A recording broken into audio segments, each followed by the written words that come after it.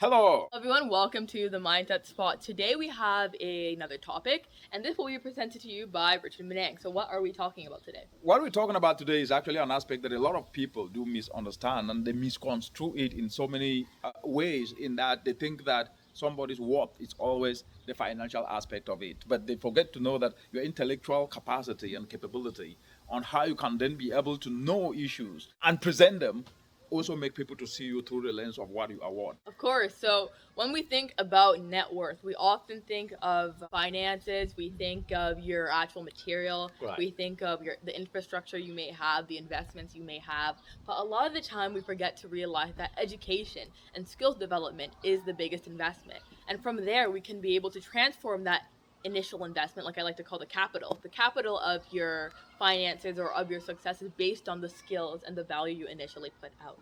And I think the way I've was put it together is quite very important, because she's talking about investment in what we call the human capital, your knowledge, right? Your ability to be able to translate your passions into profit, the ability to learn a skill and turn a talent into a skill and apply effort so that at least value can actually come about. And that way, you can then be able to fetch money because you offer value. So your what is the value you can offer? So if you ask a very simple question to yourself today, what value can I offer? That start to equate to your worth. And when you think of what through the lens of what you can offer, it changes the calculus. And what do I mean by calculus here? It changes everything from the perspective of what you have been told to believe to the perspective of what you can do. And if we're talking about belief, a lot of people do believe things that do not add up, and they're either false or not realistic, or because they've learned it from somewhere else. What says you?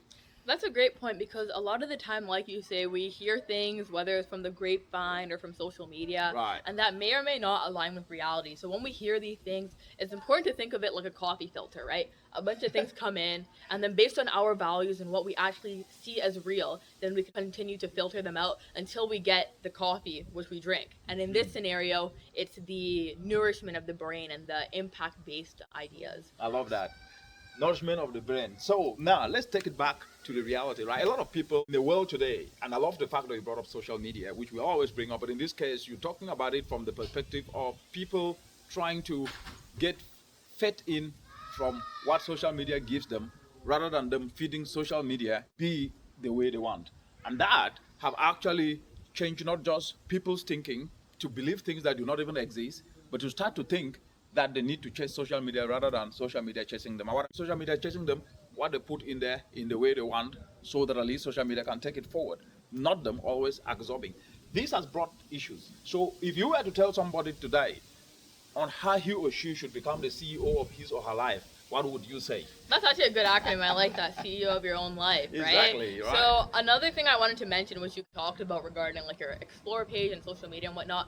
For instance, let's say there's two people, right? You might be living in the exact same house. Let's just say twins, right? One twin, their social media explore page is maybe full of violent, gory content. That's just not pleasant, right? And another twin has content that's full of scholarship, job interview preparation, internships, and all of that.